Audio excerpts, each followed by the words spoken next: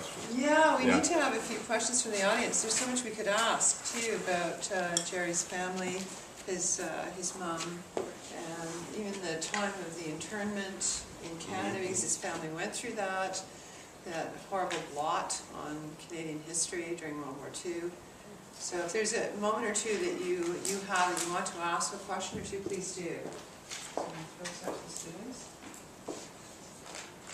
Just speak up, yeah, sure, please. When did you discover your passion for food? As a little kid, actually. Yeah, you know, I was very lucky. Most of my, I'm sort of the second generation of kids in our family. So my older brothers and sisters were exploring food, and this is like growing up in Toronto.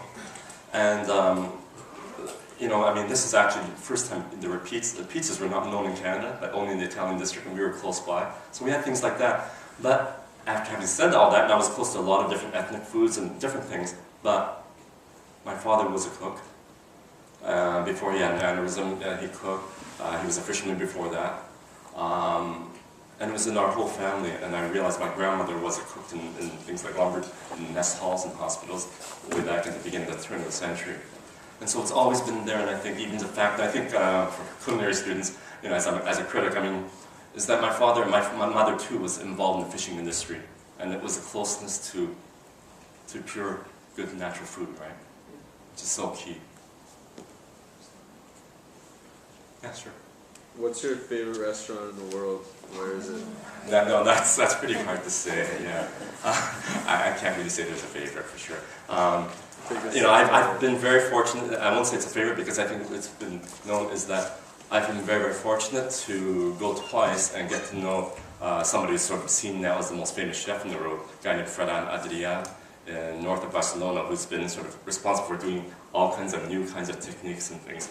And certainly, conceptually, intellectually, in terms of, to me, it's a real privilege because what he's doing, for me as a critic, as a food writer and a lover, is that he's really pushed things because he is so curious, and that's what's really exciting to be somewhere like that. Yes? Do you have any tips or suggestions about creative writing?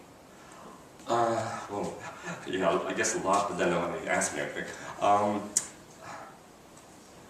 I think, yeah, one of the important things is to read a lot and write a lot. And when I say that, is to pay attention to the language that's within you. I mean, you notice like I did things with different kinds of languages even. Those are all part of oneself. And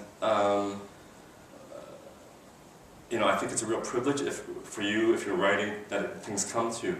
And part of it is that a language is a collective experience, and part of it is the generosity to do it. And so in some ways, you think of it as, I have a kind of a responsibility to be really precise, really careful with this, to embrace it.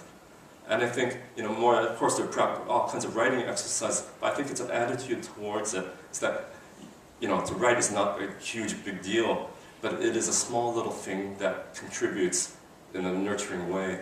And I think attitude and your conviction with that attitude to cherish the language within you.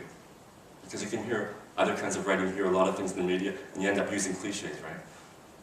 But what's really important are those essential kernels within you. Yes? What provoked you to start like combining your passions, like, you know, culinary and writing? Thanks, it's a good question. It was kind of a dilemma. Well, for one thing, you know, I started on, right after I left university, I only did 3 years. I knew I was going to be a poet for the longest time, but I was obviously interested in food, and you know, I did have a real passion for it. And part of the ways that, you know, you don't make a living, I can assure you, as a poet. And I had to look for other ways of writing. And so I started, if any of you are from Toronto or familiar with it, there's a magazine called Toronto Life Magazine, and that was the first place I started writing about food and reviewing restaurants, and I was fortunate enough to get there. And doing that. But you know, one of the things, yes, it is a dilemma, this is like an opposite kind of thing or whatever.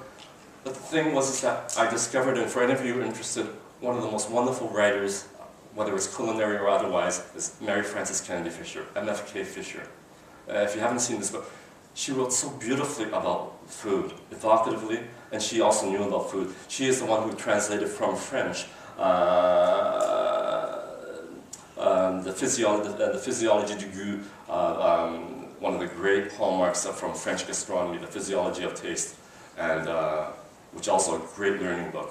She did that, and so it was at that point I realized that writing is writing, and fine writing. I mean, yes, there's the regular kind of things that I might do in the media, but that again, like working with food, you take care with the food and the products and respect it. Same with the writing, and that, you know, the bias, perhaps the split, was something that was artificial, and it was a real important thing for me, certainly. Yes. I was wondering if I could get your thoughts on the current state of book publishing and the future of tangible books. Big question. Well, certainly I believe in books. I think because I believe in the materiality of the products, okay, and the tactility of those things. I know for a lot of people they don't grow up as much with it, but I think there are certain places for those things. So I think that there is a real desire. There's a desire to come back. You know, even with computers, people like to write. It's not a lot of people like fountain pens and things. There is that aspect to it. The other thing about the future of publishing, I think one has to incorporate, and I know small little publishers, really interesting literary publishers, are really working a lot with on the net now. And I think that's really important, that's part of it. So I think there's going to be a lot more choices in those things, but the problem, of course, the danger is that the state of publishing is the, besides the state of publishing, is the state of the retail business, the domination by the huge chapters, individuals, I have to say, those kinds of things, and the exercise and power that they have is not a very good thing. Independent bookstores, if you have them around, are important to support. And it was recently, I had the honor of judging the Governor General's Award this past year, which is for fiction. And I watched how certain books got privileged because they, in quote, won awards. And many fine books don't even appear. They don't get the marketing. They don't publicize, and that really hurts publishers. So, in fact, you know, that's one of the, I think, real critical issues is people's exposure to what there is around. Because if they're not aware of what's around and the really different kinds of writing that's around, those publishers will really struggle. Okay, they really struggle. Small publishers have a hard time getting reviewed in major media outlets, unfortunately, because they don't have full-time, high-powered PR people. You know, PR people from large publishers have constant contact with reviewers and, you know, in the media. That was really what you were talking to us about at lunchtime, was that as a adjudicator, and there are only 3 judges for the fiction prize, which is the big prize for the Governor General's Award. You had to read 200 books in a period of 5 months. So basically all you did was eat, sleep, and read. And so reading widely I hate the books, actually. Didn't have time to cook them. Yeah, and now you have a large list of books you could sell. Yeah, that's true. Yeah. We do have some books here. I also want to, just before we leave, is to let you know that there are some fundraising initiatives for the recent disaster in Japan. So I just wanted to show you some slides here. It's an initiative here called Spring for Japan. It's for international disaster relief. You know that things have happened in Japan, but also in New Zealand and other countries. We have architectural technology students who are designing post-disaster housing. They are going to have a display on here at the college on April 11th. If you can think of any other fundraising ideas, we'd like you to notify Wendy Wilson. She's in the Language and Liberal Studies area in Building A, 2003. Some of the things that they've done so far, aside from the post-disaster design displays, that we have English as a second language students making cranes, and they're looking for people to help with crane making. There's a raffle for 2 rounds of golf at West Haven with carts, and the graphic design students are creating posters and artwork for display, possibly for sale. So we would really like to have student ideas. If you cook, if you have prowess in a Japanese sport, we would like to talk to you.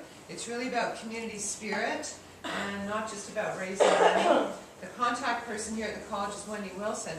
But I also want to let you know that Mr. Shikatani is also involved in an initiative with other Japanese-Canadian writers. And that's the website that you can go to, torontotojapan.ca. and it's a kind of consortium of writers. Yeah, who we are are putting together a big event, probably very quickly in about 2 weeks. You know, it's been great because we had people like Margaret Atwood, John Saul, David Suzuki who've come on board sort of as strong supporters that you see on our website, but always various kinds of initiatives. And the other thing too, of course, you know, the fundraising is important. We've talked about this, but that's not the only thing.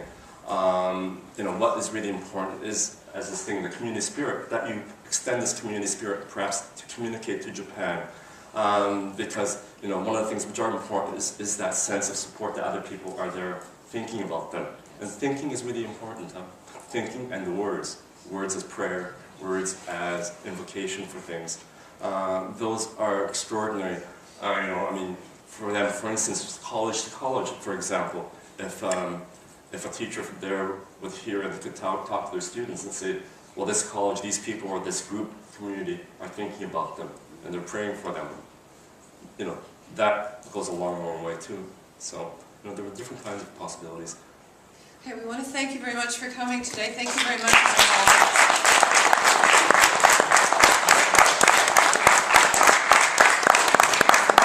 I don't see another class coming in here, but there is we have books for sale. We have some books that are out of print, but some books that we will have for at least 2 weeks in the bookstore.